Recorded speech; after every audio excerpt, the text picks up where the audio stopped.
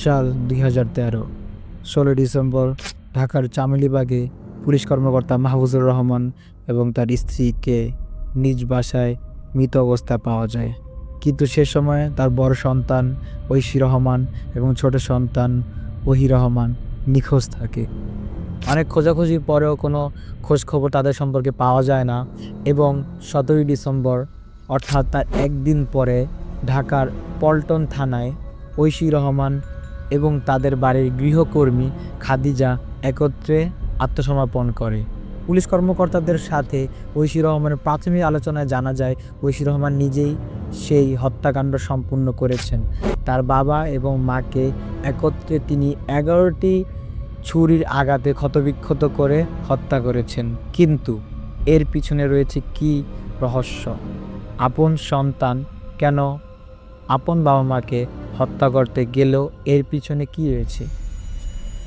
2013 সালের এই যে কেসটা, এটা খুবই মানুষের মধ্যে ছড়িয়ে পড়ে। এরকম একটি ভয়াবহ কর্মকাণ্ড কিভাবে একজন মেয়ে তার বাবা মার সাথে করতে পারে, এবং তারা খুব এলাইট শ্রেণীর ছিল।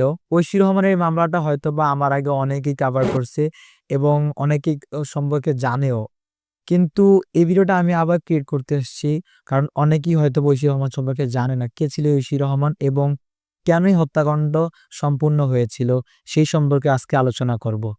তো চলুন ভিডিও শুরু করা যাক। আসসালামু আলাইকুম, আমি হোসাইন রয়েছি আপনাদের সাথে সর্বক্ষণের জন্য। দীর্ঘ 2 বছর পরে আমি আবার আমার কন্টেন্ট মেক করতে চলে আসছি।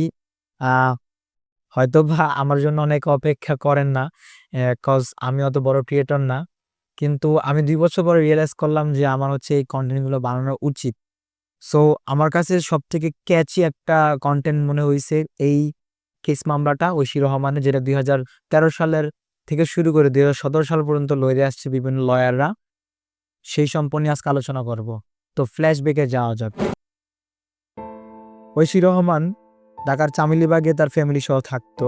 ক্লাস 8 পর্যন্ত সে মতিঝিল আইডিয়াল স্কুলে পড়াশোনা করে। তার পড়াশোনা তেমন একটা ভালো যাচ্ছিল না, এই জন্য তার বাবা চিন্তা করে যে তাকে নতুন কোনো একটা স্কুলে ভর্তি করা যাক। তারপরে তাকে তার বাবা অক্সফোর্ড ইন্টারন্যাশনাল স্কুলে ভর্তি করে। এর মধ্যে একটা সবথেকে অকওয়ার্ড বিষয় হচ্ছে যে আমরা আমাদের এই যে একটা ফ্রেন্ডশিপ করি, কিন্তু ঐশীর ছেলে ফ্রেন্ড ছিল অনেক বেশি। তার মধ্যে প্রত্যেকের বয়স ছিল 25 থেকে 40-এর মধ্যে, অর্থাৎ তার থেকে অনেক সিনিয়র। তো তার বাসা থেকে পাশে একটি ক্লাব রয়েছে, তো সেখানে ছেলেমেয়েরা ডান্স শিখতো। তো সে হচ্ছে ডান্সের প্রতি তার একটা নেশা ছিল, সে ডান্স শিখতে চাইতো। ওইখানে ডান্সের একজন টিচার ছিল, অর্থাৎ একজন ছেলে ডান্স করতো, তার নাম হচ্ছে মিজানুর রহমান রনি। এবং এই মিজানুর রহমান রনি ছিল তার ফ্রেন্ড, যার বয়স ছিল তখন সম্ভবত 26 এবং ঐশীর বয়স ছিল তখন 18। তার বাবা মাহফুজুর রহমান ছিল পুলিশের একজন বড় কর্মকর্তা এবং তার মাও ছিল একজন সরকারি কর্মকর্তা, যার কারণে তারা তাদের প্রফেশন নিয়ে এত ব্যস্ত হয়ে যায় যে ছেলে মেয়েদের সম্পর্কে তাদের কোনো সময় থাকে না, ছেলে মেয়েদেরকে তারা সময় দিতে পারে না। 2012 সালের সময় তার 2জন ক্লোজ ফ্রেন্ড থাকে, তার মধ্যে একজন নাম হচ্ছে রনি এবং একজন নাম হচ্ছে জনি। যেমনটা আমরা জানি, বাবা মা যদি ছেলে মেয়েদেরকে সময় না দেয় ঠিক মতো, ছেলেমেয়েরা অন্য বন্ধুদের সাথে নিজেদের সব কিছু শেয়ার করে এবং অন্য বন্ধুদের থেকে নিজেদের সব ডিসিশনগুলো নিতে থাকে। রনি নামের যে ছেলেটা ছিল, তার সাথে ঐশীর যখন সম্পর্ক হয়, বন্ধুত্ব সম্পর্ক হয়, তারপর থেকে রনি তাকে বাবা সেবন করার জন্য সাহায্য করত। এক পর্যায়ে ঐশী মাদকাসক্ত হয়ে পড়ে এবং বাসায় তার বাবা মার সাথে খুব রুড বিহেভ করে, যেটা তার বাবা মা বুঝতে পারে। ঐশী প্রায় সময় বাসা থেকে অনেক টাকা নিত এবং সেই টাকা কোথায় খরচ করেছে এই তথ্য বাবা মাকে দিতে পারতো না। অ্যাকচুয়ালি সে হচ্ছে বাবা সেবন করত। এরকম সিচুয়েশনের কারণে বুঝতেই পারছেন সে মানসিকভাবে বিপর্যস্ত হয়ে পড়ে এবং তার খুবই টাকার প্রয়োজন হয়। তো এমত অবস্থায় 2013 সালের 14 ডিসেম্বর ঐশী ঠিক মধ্যরাতে তার বাবা মাকে কফির সাথে ঘুমের ওষুধ খাইয়ে দেয়।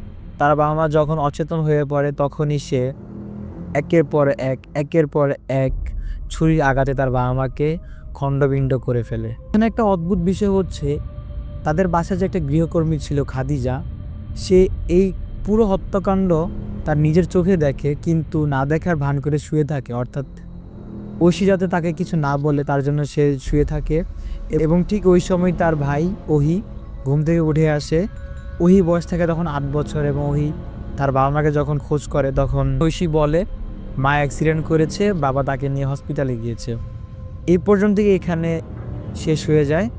সকালবেলা কাজের যে মেয়েটা ছিল খাদিজা, তাকে দিয়ে পুরো রুমটা পরিষ্কার করায় ঐশী, এবং তাকে বলে আমার বাবা এবং মাকে আমার ফ্রেন্ড রনি খুন করেছে এবং এই বিষয়টা তুমি কাউকে বলবে না।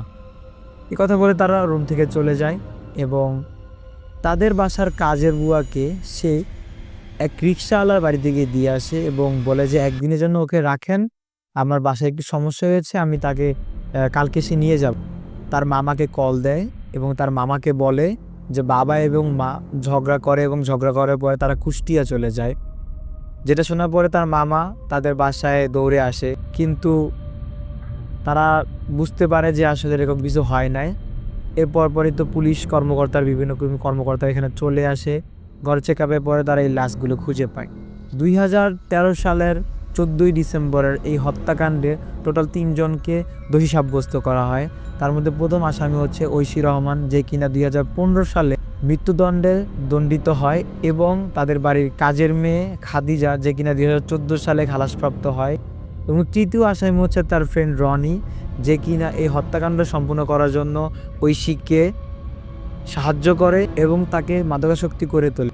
তাকে 2 বছরের কারাদণ্ড দেওয়া হয়, এবং এরপরে জানা যায় 2017 সালে এই মামলাটি লয়াররা লড়ার পরে ঐশীকে মৃত্যুদণ্ড থেকে যাবজ্জীবন দেওয়া হয়। এখন আসি হচ্ছে 2015 সালে মৃত্যুদণ্ড দেওয়া ঐশী রহমানকে 2017 সালে কেন যাবজ্জীবন দেওয়া হলো, কেন তার সাজাকে কমিয়ে আনা হলো?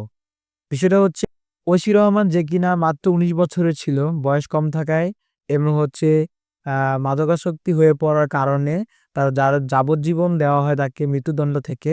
2022 সালের রিপোর্ট অনুযায়ী জানা যায় ঐশী রহমান বর্তমানে গাজীপুর কেন্দ্রীয় কারাগারে ছোট ছোট শিশুদেরকে কয়েদি মায়ের সাথে থাকে, তাদেরকে শিক্ষা প্রদান করে। এবং জানা যায় সেই উচ্ছৃঙ্খল ঐশী রহমান বর্তমানে খুবই শৃঙ্খল হয়ে পড়েছে। তার জীবনের সকল অ্যাম্বিশন হচ্ছে এখন ভালোভাবে বেঁচে থাকা। 2014 সালের ঐশী রহমান এই কেস থেকে আমরা অনেক কিছু শিখতে পারি। এর মধ্যে রয়েছে আমাদের উচিত আমাদের ছেলে মেয়েদেরকে পর্যাপ্ত সময় দেওয়া, তাদের সমস্যাগুলো শেয়ার করলে আমরা ওইটার সলিউশন দেওয়া, এবং তারা কোথায় যাচ্ছে কি করছে তাদের গতিবিধি পর্যবেক্ষণ করা, এবং উল্টোপাল্টা ছেলেমেয়েদের সাথে তারা কি চলছে কি চলছে না সেই বিষয়ে আমাদেরকে খোঁজ খবর রাখা। তো এরকম আরো অনেকগুলো কেস নিয়ে আমরা সামনে আপনাদের সাথে কথা বলবো। আহ আজ এই পর্যন্তই। তো সবাই ভালো থাকবেন, দেখা হচ্ছে অন্য কোনো ভিডিওতে। আসসালামু আলাইকুম।